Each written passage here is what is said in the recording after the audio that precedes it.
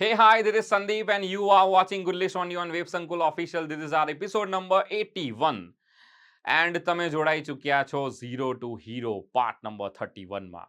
I hope મને ખ્યાલ છે આના પહેલાના જે 2 કે 3 સેશન્સ છે એમાં ઘણા બધા વિદ્યાર્થીઓને એવી કમેન્ટ મેં જોઈ છે, સર તમારો એલો જે જૂનું વર્ઝન જે જ સારું છે, હે હાઈ વાળું જે છે. તો યસ, તમારી આ માંગને ધ્યાનમાં રાખીને આપણે શરૂઆત આજે એવી કરી છે. વધારે સમય નથી લેતો, સીધો સેશનની શરૂઆત કરી દઉં છું. બધા મજામાં છો? મારો અવાજ તમારા સુધી પહોંચી રહ્યો હશે? Refer and earn program already ongoing છે. 30મી તારીખ આની છેલ્લી છે, એટલે કે 30 જૂન સુધી આ વેલિડ રહેશે.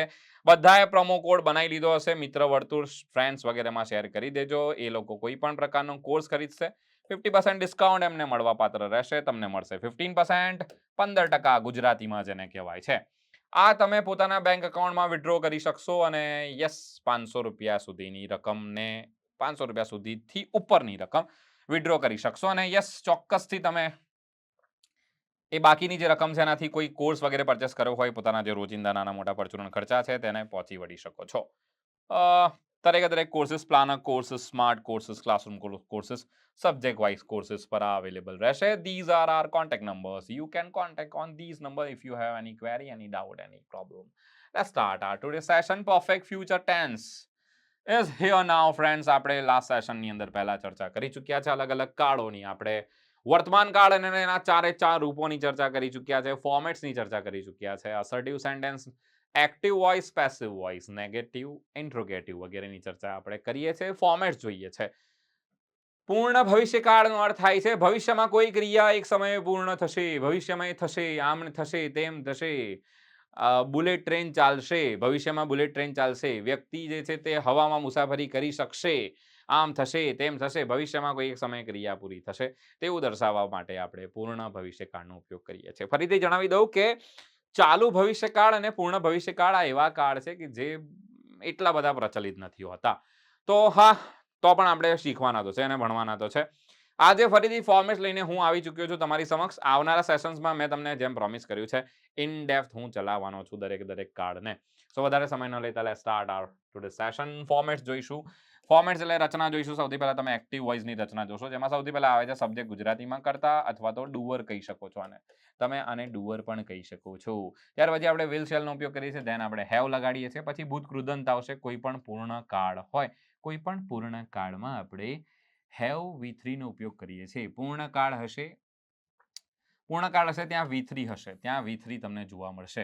ચાલુ કાળ હશે V4 જોવા મળશે. Present participle, past participle. Present participle ચાલુ કાળમાં, પૂર્ણ ક્રિયા ચાલુ હોય, પ્રેઝન્ટ પાર્ટિસિપલ ક્રિયા પૂર્ણ હોય, past participle PP of the verb sir ગુજરાતીમાં ભૂત કૃદંત કહેવાય છે. છેલ્લે આવશે ઓબ્જેક્ટ અને પછી આવશે અધર વર્ડ્સ, તો આપેલા જ હશે. ચલો આપણે ફોર્મેટ વાઇઝ એક સરસ મજાનું વાક્ય પણ જોઈ લઈએ છીએ. The first prize will have been won by them. એમના દ્વારા જ પ્રથમ પ્રાઇઝ વિન કરવા, વોન, તે લોકો જ પ્રથમ પ્રાઇઝ જીતવાના છે. ફોર્મેટ જોઈ લઈશું આપણે ફરીથી. પેસિવ વોઇસની વાક્ય રચના છે. Breakfast will have been prepared by my mother. આ પેસિવ વોઇસનું વાક્ય છે. આગળનું વાક્ય પણ પેસિવ વોઇસનું થઈ ગયું છે. The first prize will have been won by them. આ પણ જે છે તે પેસિવ ફોર્મની વાક્ય રચના થઈ ગઈ છે. ઓકે, કોઈ વાંધો નથી. આ પેસિવ ફોર્મ છે અને આપણે એક્ટિવમાં ફેરવી લઈએ છીએ. They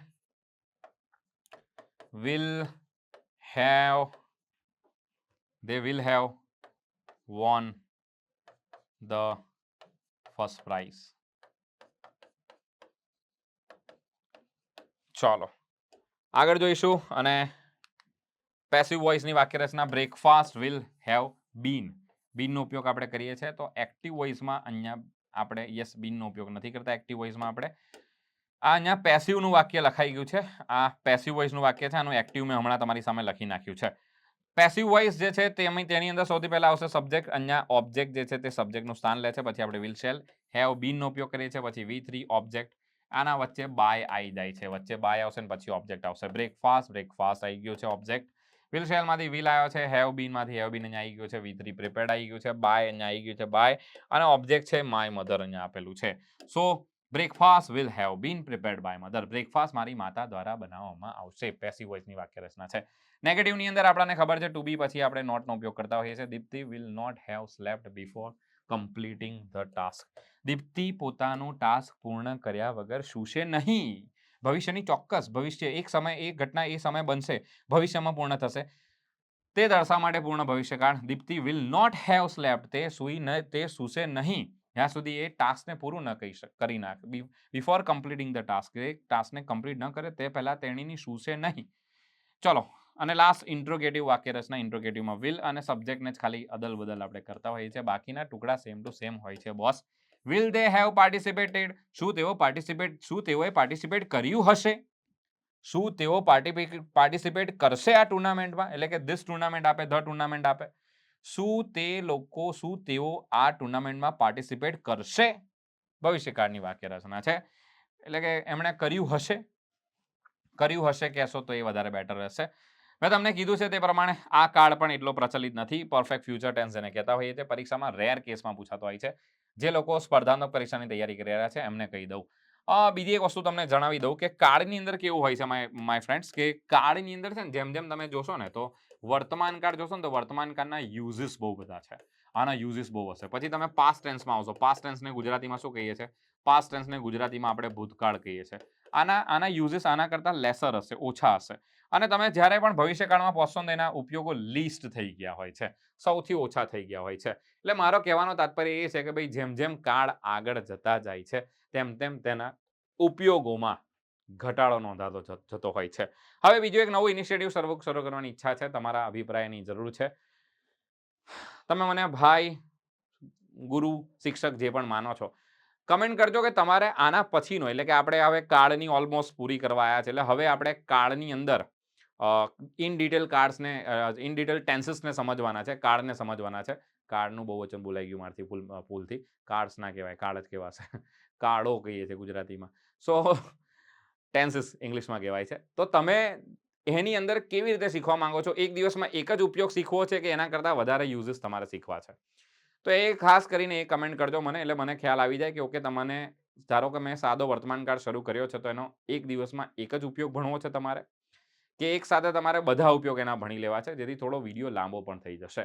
તો આ સાથે મને, એટલે કે સંદીપને રજા આપશો. તમે બધા સ્વસ્થ હશો, મસ્ત હશો, પોતાનું ધ્યાન રાખજો, પોતાના માતા પિતાનું ધ્યાન રાખજો, અને યસ, આ સાથે જય હિન્દ, જય Bharat. Take care, bye, see you.